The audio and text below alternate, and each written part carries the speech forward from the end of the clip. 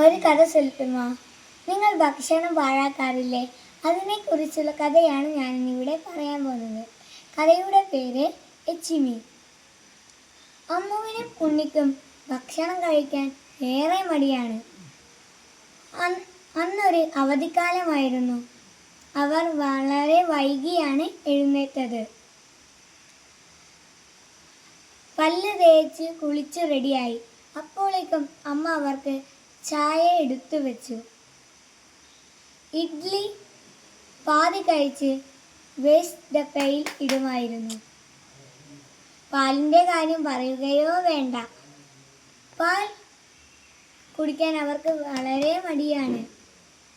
പാൽ വാഷ് ബേസിൽ ഒഴിച്ച് കളയുമായിരുന്നു. പിന്നെ അവർ കളിക്കാൻ പോയി. അപ്പോഴാണ് അച്ഛൻ അവർക്ക് കുറേ കളിപ്പാട്ടങ്ങൾ ഉണ്ടാക്കി വെച്ചത്. അതുകൊണ്ട് അവർ കുറേ കളികൾ കളിച്ചു. അപ്പോൾ അടുക്കള വശത്ത് നിന്ന് അമ്മേ അമ്മേ എന്നൊരു വിളി കേട്ടു. അത് എച്ചിമിയായിരുന്നു.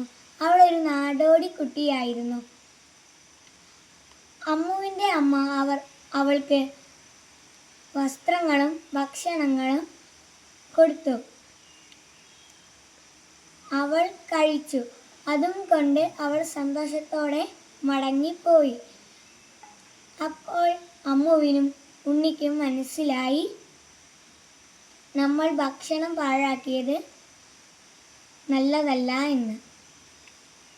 എഴുതിയത് അഞ്ജലി രാജ ദിലീപ്.